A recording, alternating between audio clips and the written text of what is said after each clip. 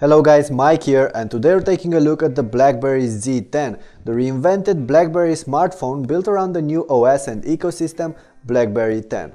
This device has been long awaited for, as BlackBerry has put everything on hold for a while in order to prepare their new line of modern handsets. Was the long wait worth it? Well, that you'll find out from this clip.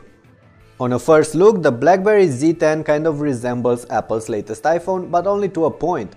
The phone is average sized and weighs around 140 grams, which makes it a little heavy. Getting your fingers on the handset, you'll quickly realize that it sits well in hand and is overall comfortable to use single-handedly, although the choice of materials is not spectacular.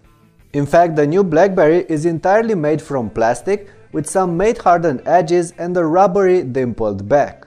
That rear plate is removable, and behind it you'll find an easily replaceable 1800 mAh battery plus micro SD card and micro SIM slots. The usual set of ports and connectors is found around the edges of the Z10. The power and lock button is placed on top of the phone with a headset jack next to it, while the speaker is placed on the lower edge. On the right you'll find micro HDMI and micro USB ports, while on the other part there's the volume rocker with a middle multifunctional button used to play or pause media or activate a Siri-like voice assistant. On the back of the phone there's an 8-megapixel camera with flash, and flipping the device around you'll see the screen covered by hardened glass with no physical buttons below it, and the earpiece, a light and proximity sensor, the front-facing camera and a notification LED on top. Yes, those edges around the screen are a bit wide, but they are required by the gesture-based OS.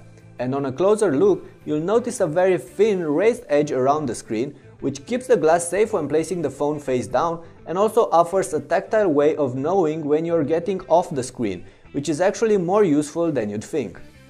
Anyway, overall the BlackBerry Z10 is a nice looking phone that feels robust and ergonomic, but I can't say it's impressive in any way. The screen follows the same line, with a 4.2-inch diagonal and 1280 by 768 pixel resolution. The display is smaller than what you get on most top smartphones of the moment, but it's very sharp. The IPS panel is also bright enough to be usable even in direct sunlight, and the colors look natural on it, not oversaturated like on AMOLED panels. The contrast could have been better, as blacks aren't exactly black, but I can live with that. However, I didn't enjoy the glass on top of the screen, as BlackBerry opted not to use Gorilla Glass here, but some other sort of hardened glass, which was rather sticky and not as easy to clean off smudges as other glass coatings. Connectivity-wise, the BlackBerry Z10 has what it needs, with LTE, Wi-Fi, Bluetooth and the new kid in town, NFC. The signal strength, whether on cellular or on Wi-Fi, is also top-notch, and the call quality is exactly what you would expect from a BlackBerry, flawless. The handset is powered by a snappy platform with a dual-core Ti OMAP processor with 2GB of RAM plus 16GB of storage space, easily expandable with a micro SD card. However, the real story here is not about the looks of this phone or the hardware inside, it's more about the OS. BlackBerry put a lot of effort into creating their first truly touch-friendly mobile OS, and as you'll find out from the next part of this review, they've done a pretty good job, although there are still many corners left unpolished. Let's just start by unlocking the device. You can press that power button on top of the phone or just swipe up from below the screen.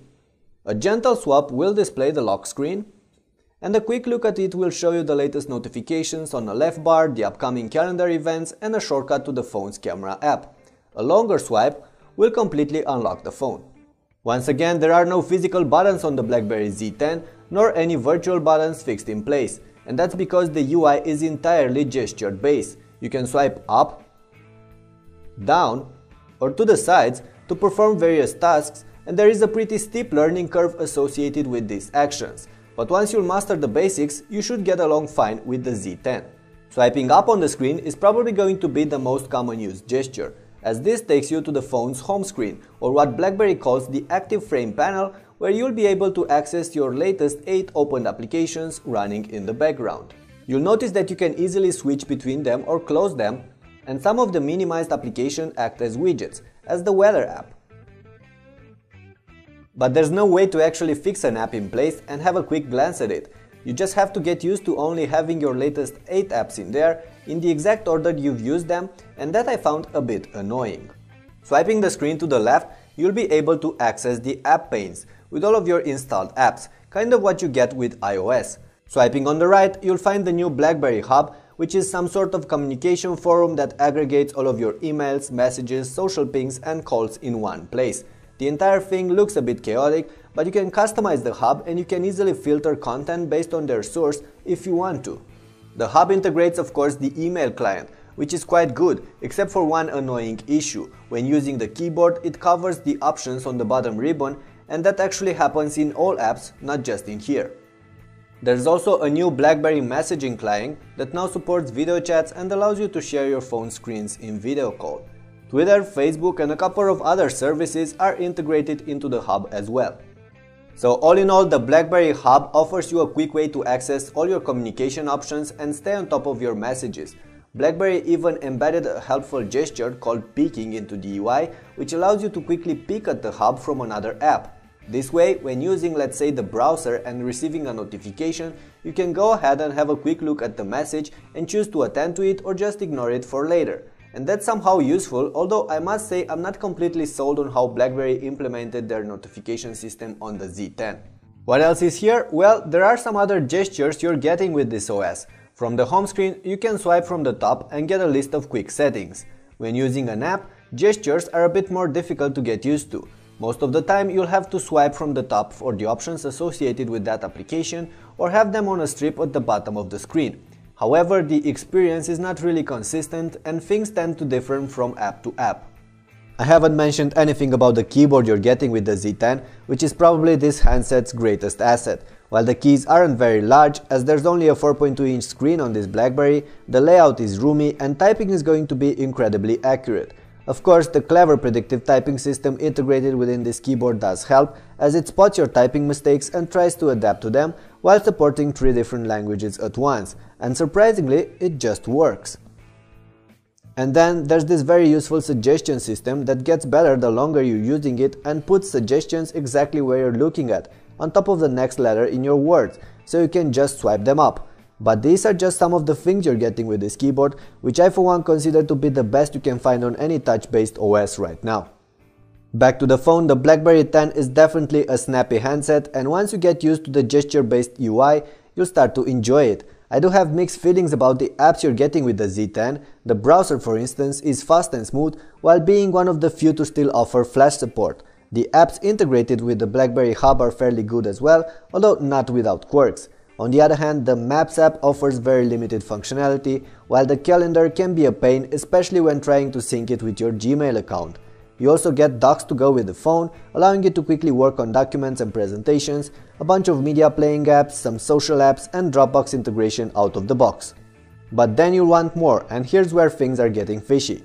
According to BlackBerry, there are like 70,000 third-party apps in their new store called BlackBerry World, but most of them are so bad they shouldn't even be there.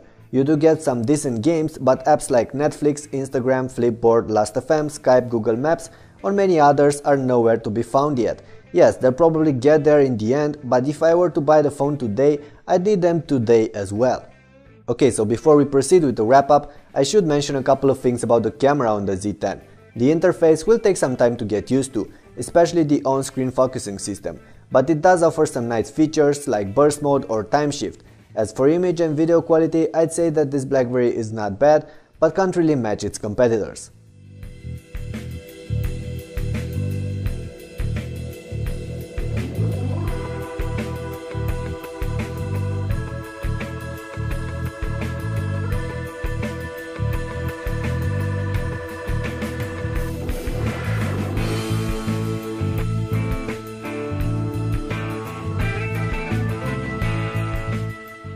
In the end, the BlackBerry Z10 is an interesting smartphone. It's different than what we're used to, and it's good to see BlackBerry actually getting back on the radar again. There are some things that I really liked about this phone, like the awesome keyboard, the snappy everyday experience and the gesture-based OS, or the whole idea behind the BlackBerry Hub. On the other hand, there are some potential deal breakers that you have to be aware of. The poor battery life is one of them, as the phone was barely able to go through an entire day with average use, which means that you'll have to carry around another battery and swap it if needed. And then there's the poor selection of apps and the learning curve associated with the new OS. A learning curve that might actually push the die-hard BlackBerry fans away from this device, and that could be a major problem, since the Z10 lacks those certain somethings that could make it pull buyers from iOS and Android right now. Those being said, if you're a long-time BlackBerry user and have been waiting for a modern device, the Z10 or maybe the Q10 that's yet to come in a month or two with a physical keyboard are not going to disappoint you. Also, if you're a new smartphone user and don't expect to use many apps besides those pre-included, plus fancy a solid device with an average size screen, then the Z10 can be a good option for you as well. Otherwise, then you're probably not going to be very impressed with the BlackBerry Z10, as this is a good phone that gets BlackBerry back into the game, but not much than that, especially since it's rumored to sell for $199 in the US with 2-year contracts, thus price-wise it will be on par with the heavyweight Android and iOS smartphones available right now. And this pretty much wraps up today's video. Please let me know in the comments down below what do you guys think about the BlackBerry Z10 and whether you're planning on buying one or not. And before you go, don't forget to leave a thumbs up to this clip, share this clip to your friend and subscribe to the channel if you're enjoying the review. Oh, and if you want to see how the Z10 stacks against some other popular smartphones, you should check out the links in the description. I'll see you soon.